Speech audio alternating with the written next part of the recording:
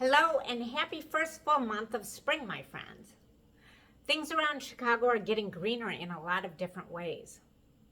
I've already noticed the signs of some buds in the trees. And those brown patches of grass in the park, they're starting to show signs of greening up for future picnics and barefoot strolls on a warm summer day. Even in my parking garage, there is evidence of something new that's green. Wait for it. Wait for it. It's my new Mini Cooper. I wasn't planning on buying a new car, but my former Mini Cooper, who was affectionately known as Big Al, had a little mishap. I had Big Al in the shop a couple of months ago for some basic service work, and when the service tech took it out for a test drive, he actually totaled it. It took well over a month to get everything sorted out, but I'm now the proud owner of a brand new British Racing Green Mini Cooper Countryman as of a couple of weeks ago. After careful consideration, I've decided that this Mini Cooper is a girl. I've named her Verdi in honor of her wonderful greenness. A number of people have asked me if I'm angry that somebody totaled my car. I'd be lying if I didn't tell you that there were points along the way that I was really frustrated. But in the end, I was getting a really nice, brand new Mini Cooper at an extremely reasonable price. And most importantly, it has a heated steering wheel. Now, to some of you, that might seem like a frivolous luxury.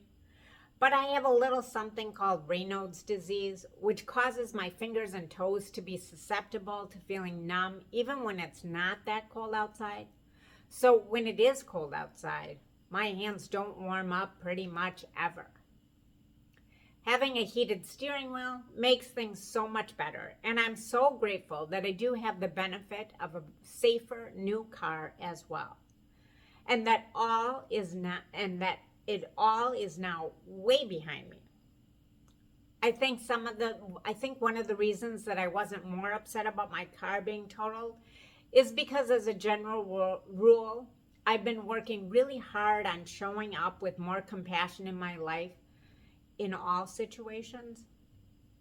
I can't help but notice that it's pretty hard out in the world these days.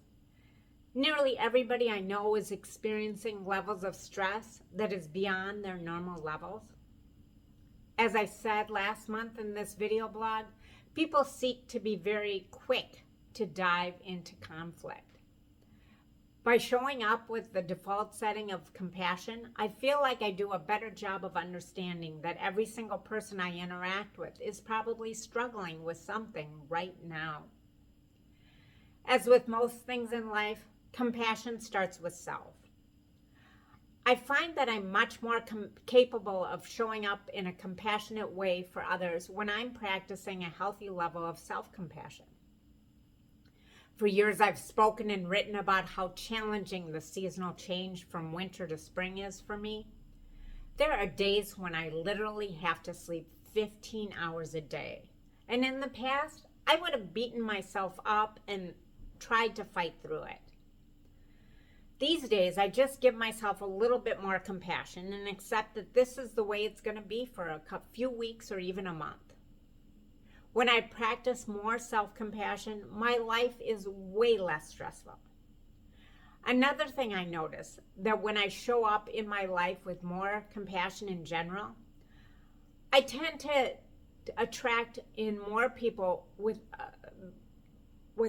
I tend to attract in more time with others who are also being more compassionate. I've shared openly about how hard it has been for me since my friend Chuck died suddenly in December.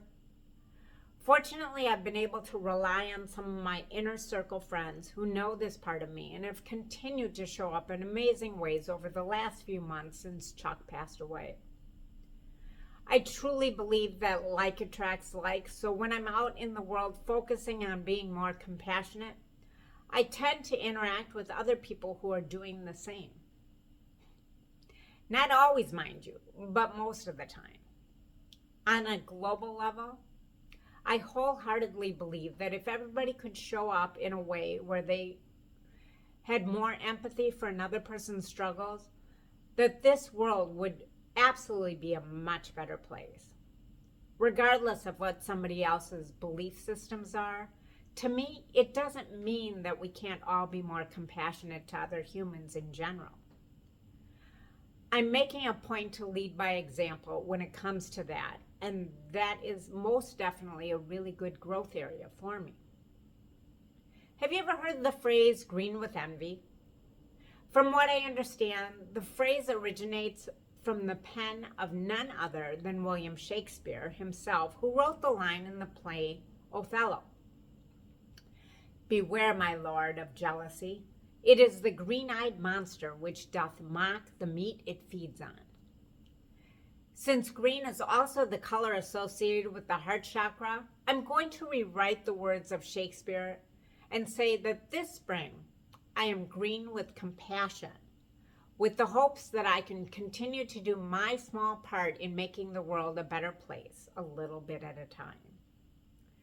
Well, that's all for this month, my friends. Enjoy watching your world get greener in the days ahead. Ciao, ciao for now.